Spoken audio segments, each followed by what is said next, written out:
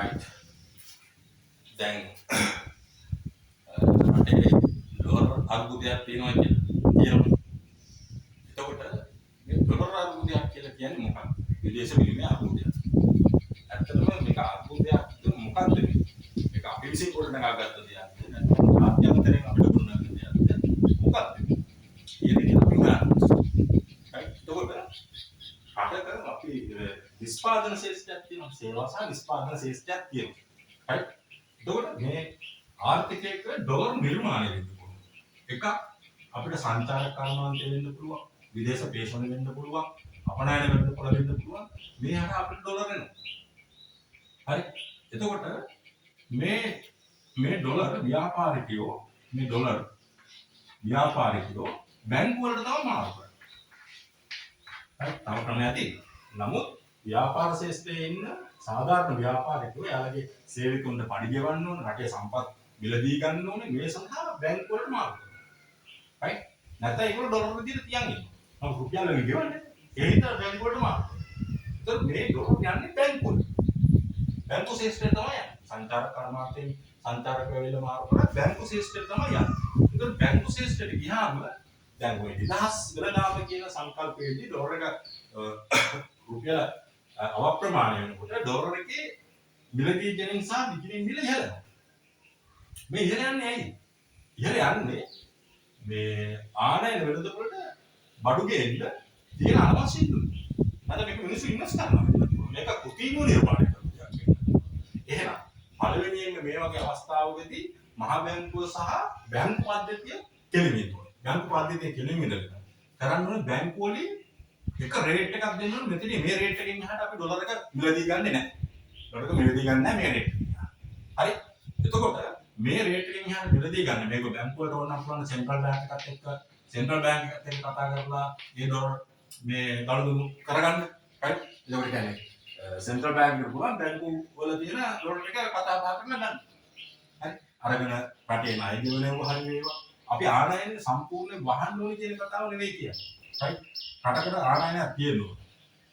right. රටකට ආනයනයක් තියෙනවා කියන්නේ අපි දේශීයව අපි ආහාර රටාවක අපි පුරුදු වෙලා අපිට කන්න බැරි නම් ගොවියෝ හදන දේවල් අපි ගොවියෝ කන්න පුළුවන් දේවල් හදන මට්ටමට ඇති කරගන්නවා. right. ඒක දේශීය ආහාර රටාව, දේශීය නිෂ්පාදන ව්‍යාපාර මේවා ඇති කරගන්නවා. මේවා ඇති කරලා ලෝකල් මාකට් එකේ දේශීය වෙළඳපොළ තුල දේශීය සැපයුම් කරුවෝ දේශීය ව්‍යාපාරික හදනවා. දැන් මේ බදු ප්‍රතිපත්තිය පමණක් ආණ්ඩුවක ෆිස්කල් පොලිසි එක නැත්නම් බදු ප්‍රතිපත්තිය අයවැය ප්‍රතිපත්තිය පමණක් ක්‍රියාත්මක කිරීම තුලින් මේවා කරන්න බෑ. කරන්න බෑ කියන්නේ ඒක ආර්ථික හැකිලීමක් කරනවා. ආර්ථික හැකිලි හකුලලා හරියන්නේ. එතන මූල්‍ය ප්‍රතිපත්තිය සහ විදේශ වෙනදාම් විදේශ ප්‍රතිපත්තිය දෙක ගන්නවා ආර්ථික ප්‍රසාරණය කරන්න මේ වගේ අවස්ථාවක්. ආර්ථික ප්‍රසාරණය කරන්න නම් එකක් දේශීය ව්‍යාපාරිකයන්ට ණය දීලා දැන් මේගොල්ලෝ ණය දුන්නා මෙයාලා දීපු ණය ටිකත් අරගෙන ඕ බිස්නස් එක කරගන්න කියලා කාටවත් කරන්න කියලා කාටවත් බාර දීලා ආයෙ ණය දීපු සල්ලි ටික ගන්න ණය කොහොමද දුවලා කියන්නේ නැහැ. මෙයාලා ණය දුන්නාම මෙයාලා එයාලගේ ප්‍රොඩක්ෂන් කැපැසිටිස් වැඩි කරනවා. එයාලගේ ප්‍රොඩක්ෂන් කැපැසිටි වැඩි කරනවා. ලෝකල් මාකට් දාන කට්ටිය එයාලගේ ප්‍රොඩක්ෂන් කැපැසිටි වැඩි කරනවා. ඒ ප්‍රොඩක්ෂන් කැපැසිටි එක වැඩි කිරීම තුලින් තමයි ආදායම වැඩි කරගන්නේ. ඒක රට ගැන හිතන්න ව්‍යාපාරය. right. එහෙම නැත්නම් මේගොල්ලෝ ප්‍රයිස් එකක් කරලා ඉවරලා ආර්ථිකය සල්ලි ගන්න හිතනවා මේක හරි අසාධාරණයි. ඒක එහෙම කරන්න ඕනේ.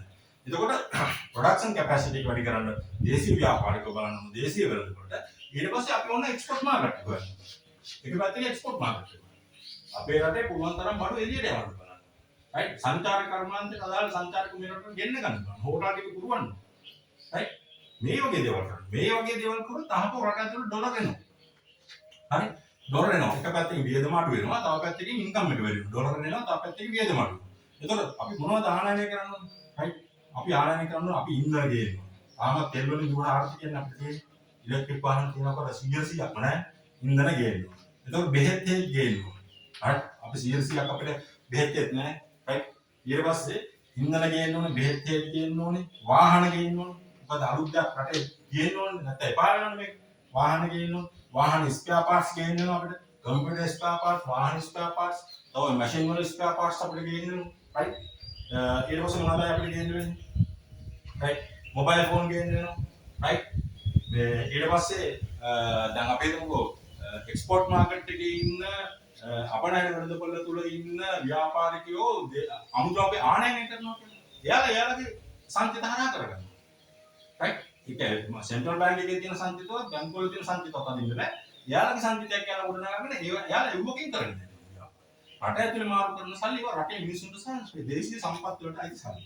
right? එතකොට ඒ විදිහට අපි අත්‍යවශ්‍යම ගේන්න ඕන දේවල් තියෙනවා රටක් ඉස්සරහට. හරි? අපි ඕනම් කන්ස්ට්‍රක්ෂන් එක අපි ඉදිකිරීම කරනවා නම් අපිට ඒ ඉදිකිරීම වලට දේශීය අමුද්‍රව්‍ය නිෂ්පාදනය කරන දේශීය ව්‍යාපාරක අපිට හදන්න ඕනේ. right? ඔය කම්බි, සිමෙන්ති, right?